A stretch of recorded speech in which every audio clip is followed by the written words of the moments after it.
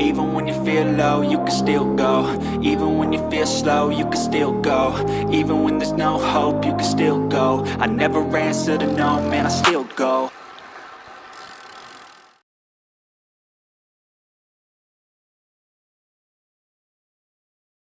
Hello everybody, hello and welcome to joining the bike. The other day I was on the bike and the bike had a quite strange sensation to it, and I was thinking the back wheel doesn't feel right. Is the back wheel buckled? Something was going on, and I stopped and I checked the bike over and I found this. Look at that, the bottom bracket's gone. It's as loose as anything, absolutely shot. I've never seen it as bad as that. I've never seen cranks go as bad as that. You usually get bottom brackets, I should say, in the crank go like that. This is the crank.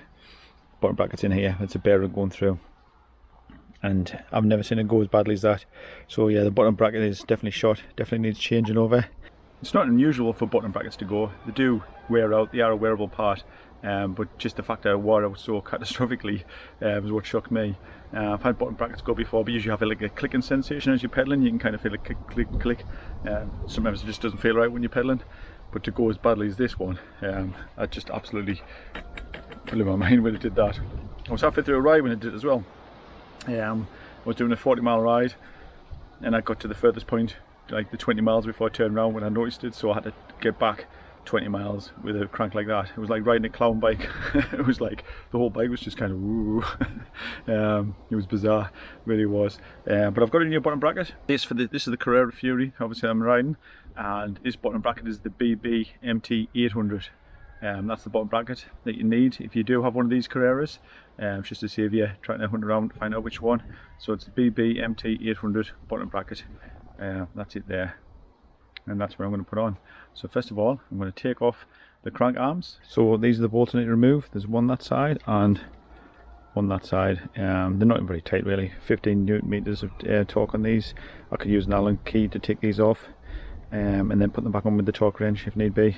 Well, I will need to put them back on with the torque wrench. Obviously, you need these to be the right torque, and then I can take that off, take the crank off, and then I can get to the bottom bracket here. So I'll do that now. You've noticed I've got the bike sitting upside down here on the ground. You can put your bike on a bike stand if you want to. I do have a bike stand, but I just find it easier to sit it upside down and get a good torque on the bottom bracket if I need to. So I'll take these off now. So I've got me good little set of Allen keys here from got this from Lidl, actually, middle of Lidl. Work really well, so I'll use these to take these bolts off. You can see there, you find the one that fits into, so it's just gonna be like that one, and then lock it in, and then you've got a good leverage.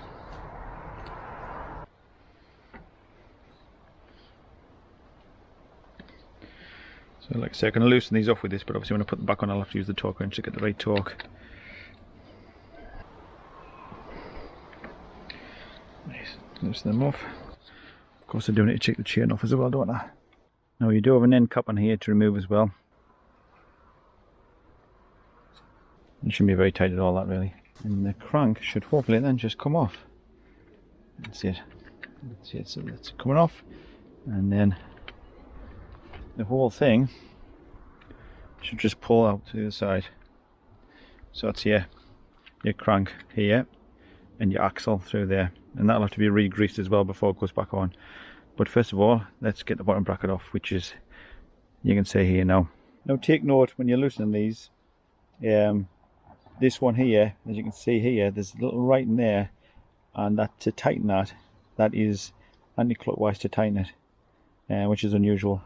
So that is clockwise to loosen it, and the other one is the reverse. So just so that you know, this goes the opposite way to what you normally do, because obviously threads, bolts normally tighten, any threads on bolts normally tighten clockwise and loosen it clockwise. Also for this bottom bracket you will need a specialised tool. This is it here. I'll put a link in the description if you want to go and get yourself one, but you will need one. If you're going to do your own bike repairs, get one, because you will be using a fair bit. So you need one of these, and I'm going to put this on to my dad's old big torque wrench, which is a bit of a beast, but it does the job, and it's donkey's years old, this torque wrench. My dad used to use it on the car. We used to repair the cars with it, and that's what I'm going to use. So yeah, it's coming loose. It do take a little bit of force usually to get these unloosened a bit. It's coming off. So I'm going to say this is reverse threads on this.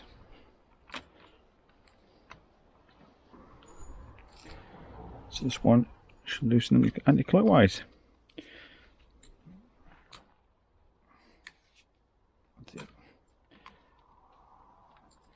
That's it, so they're coming off.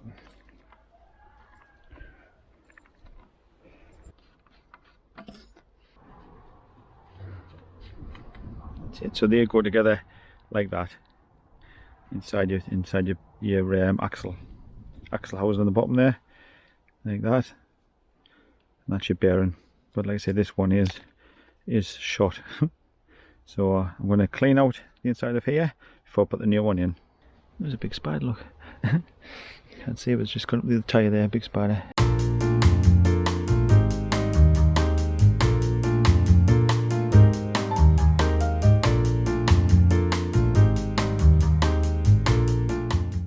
So this bottom bracket is 73 millimeters across, so I will need one spacer on the drive side for this and no spacer on the other side. So I put my spacer on there, and then I'm going to put a bit of grease around the threads and in here and on the other one. Put some grease in the threads. This will just stop it seizing. Next time you come to remove it, and the other side will be the same. Now this one, as I mentioned before, tightens up. You just see there, tightens that way, which is basically anti-clockwise. So it does tighten anti-clockwise, this one. So put it in and gently just find the bite. Don't force it, just do it very, very gently, so you know that you're not going to strip the threads and it's going in right. Finger tight, just make sure it's going in right, and then do the other side the same. Again, this is just going to stop its seizing when you come to remove it. On here, put grease on it now, but there you can see it's tightened. Put a little arrow to take note of that.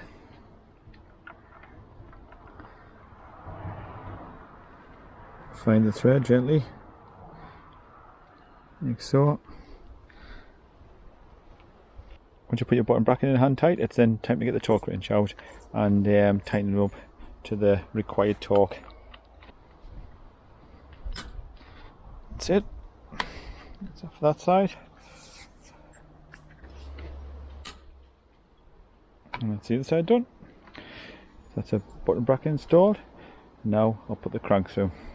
So give your axle a greasing before you put it back on.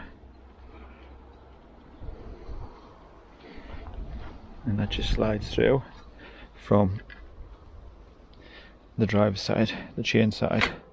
Now put the axle through from the other side. You might have to do a little bit of tapping out, a little bit of using a rubber mallet just to get that through because it's a bit stiff. And now I'll put the other arm on, which of course is going to go opposite direction to that arm, so you can actually pedal it. And then I'm going to put these bolts back in again.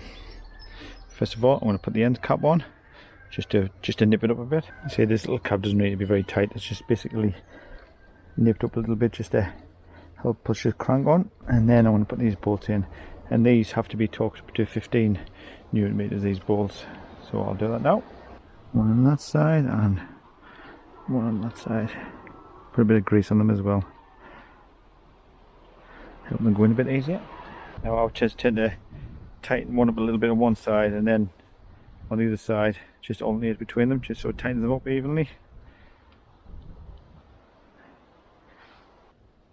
That's it. That's them done. Both torqued up now. Just check that. And that's it. All done. And as you can see, no movement. Rock solid, as it should be. Absolutely brilliant. So as I hope you can see there, it's not a really difficult job to do. Just make sure you get the right measurements for your button brackets, so you get the right button bracket, and make sure you do the right torque settings. Get the torque settings right, all the little details right, and it'll all come together quite easily. It's not a very hard job to do, and it's something you will need to do because button brackets do wear out, unfortunately. So as always, thank you very much for joining us. Take care of yourselves, and I'll see you all later. See you later. Bye bye.